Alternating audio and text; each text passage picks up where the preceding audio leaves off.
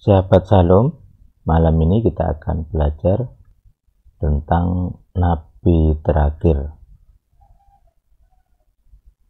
Jadi dalam Perjanjian Baru ada sebutan nama dari seorang yang disebut nabi gitu ya. Dan ini dia bernubuat akan adanya kelaparan. Jadi sebelum itu terjadi dia bernubuat. Kemudian sesudah dia tidak ada lagi sebutan akan adanya nabi sesudahnya gitu ya. Namanya juga tidak ada, kemudian disuruh menantikan nabi terakhir juga tidak ada. Jadi mari kita belajar siapa namanya, kemudian jika tidak ada, lalu bagaimana dengan nabi-nabi yang datang sesudah dia gitu.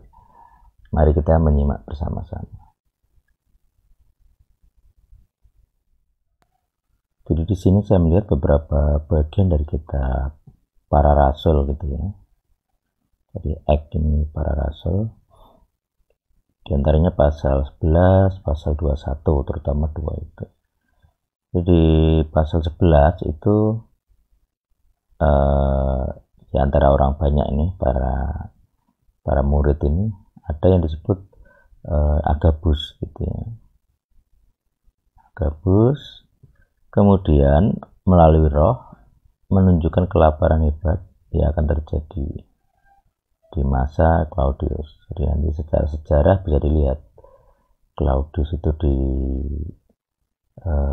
tahun berapa gitu ya. Kemudian di pasal 21, jadi ya 10 pasal berikutnya muncul lagi nama Agabus gitu ya.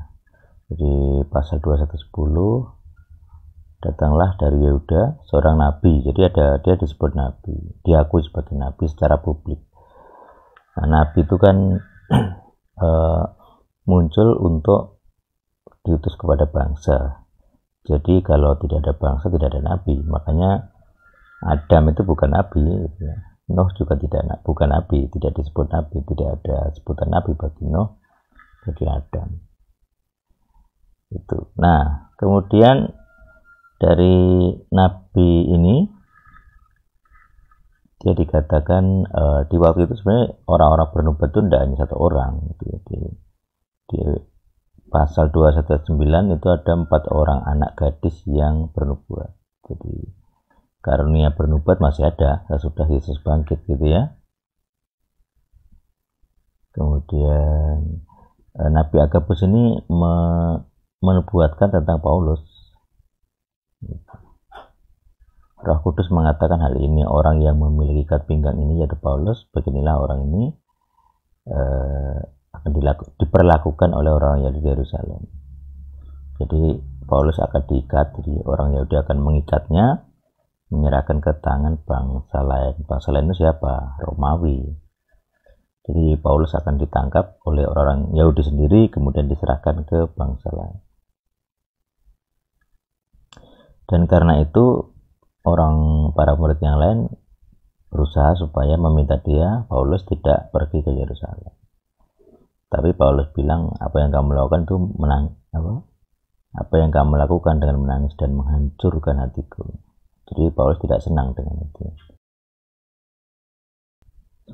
Sebab aku bukan saja mempunyai kesiapan untuk diikat, tetapi juga mati di Yerusalem demi nama Tuhan. Biarlah kehendak Tuhan terjadi. Jadi Paulus yang menerima nubuatan ini sudah siap, walaupun nubuatannya kecelakaan bagi dia, gitu ya, petaka bahkan kematian. Dan ternyata memang terjadi. Jadi dia ditangkap, kemudian dibawa ke Roma, diadili di Roma oleh Kaisar dan mati di sana setelah sekian tahun di penjara, gitu ya. Nah ini saya belum menemukan lagi ada sebutan nabi lain terakhir gitu ya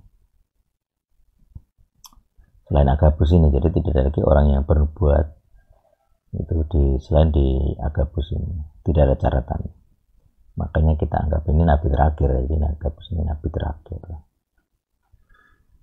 Kemudian jika kita cari kata kunci ya dari nabi, terutama di Perjanjian Baru.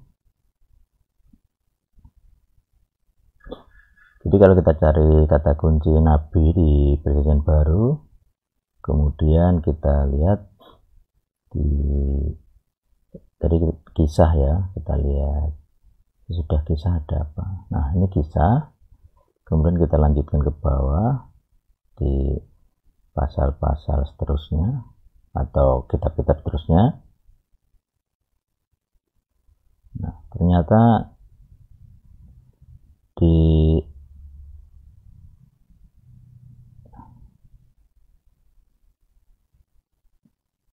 bagian surat-surat berikutnya, misalnya Petrus, apalagi Wahyu gitu, lebih banyak bicara tentang nabi lain, nabi palsu gitu ya. Nah, di sini. Jadi di pasal berikutnya atau di kitab-kitab sesudah para rasul itu, sesudah Nabi Agabus tadi, tidak ada orang yang disebut lagi nabi gitu ya. Sebab banyak nabi palsu telah muncul ke dunia. Jadi nampaknya di era 1 Yohanes ini, atau ini kan orang yang paling lama hidupnya itu Yohanes ini, katanya begitu. Terus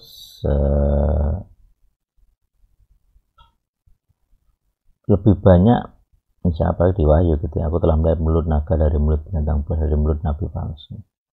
Jadi lebih banyak pembahasan nabi itu bukan menonjolkan atau menampilkan seseorang nabi lagi seperti Agabus tadi ya, tapi lebih kepada merujuk kepada nabi-nabi palsu. Jadi di dalam Alkitab nabi terakhir itu Agabus, dan sesudahnya tidak ada lagi. Sesudahnya adalah disebut nabi palsu. Pembahasan dari surat-surat Petrus, kemudian di Paulus juga ada banyak sekali pembahasan, dan terakhir di kitab Wahyu bahwa nabi palsu itu berkaitan dengan binatang, binatang buas, mulut naga, mulut binatang buas. Nah kita nggak tahu wujud dari binatang itu bentuknya apa, kan kita nggak tahu, karena ini nubuatan gitu ya. Tetapi kalau dari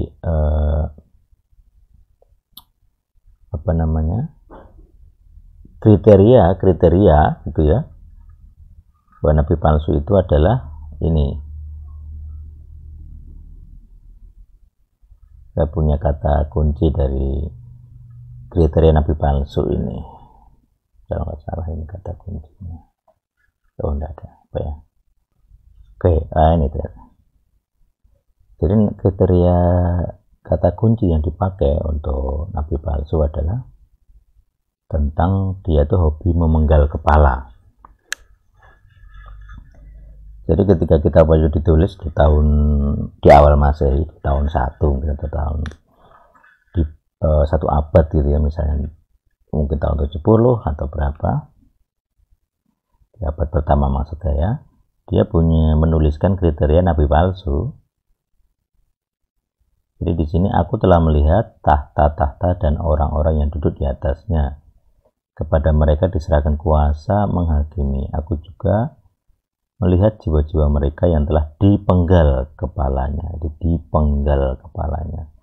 karena kesaksian tentang Yesus. Jadi nabi palsu ini yang muncul sesudah Agabus itu hobinya memenggal kepala yang memiliki kesaksian tentang Yesus, atau lebih singkatnya suka memenggal kepala orang atau umat Yesus gitu. Itu. Nah, ini di LAI, terjemahan LAI. Jadi kriterianya gampang, siapa yang hobi memenggal kepala umat Yesus. Nah, di sini tidak dijelaskan namanya karena ini ditulis abad pertama, tapi yang jelas di abad pertama ini sudah ada kriteria bahwa nabi palsu dengan binatang itu hobi memenggal kepala. Jadi kalau hobi memenggal kepala itu kan sangat jelas, kita bisa melihat di berita, kita bisa mengamati gitu ya, siapa yang hobi memenggal kepala umat Yesus atau umat Kristen. Demikian pelajaran tentang nabi palsu. Jadi kalau Anda tahu siapa yang layak gitu ya disebut hobinya memenggal kepala ini, nah silahkan diskusi di komen. Nah, mungkin ada yang punya info atau data yang lebih jelas. Demikian pembahasan tentang nabi terakhir yaitu Agabus. Semoga Anda bertambah wawasan dan bisa mengenali jika ada nabi lain atau yang mengaku nabi kemudian hobinya memenggal kepala. Tuhan yang hidup bersama kita. Amin.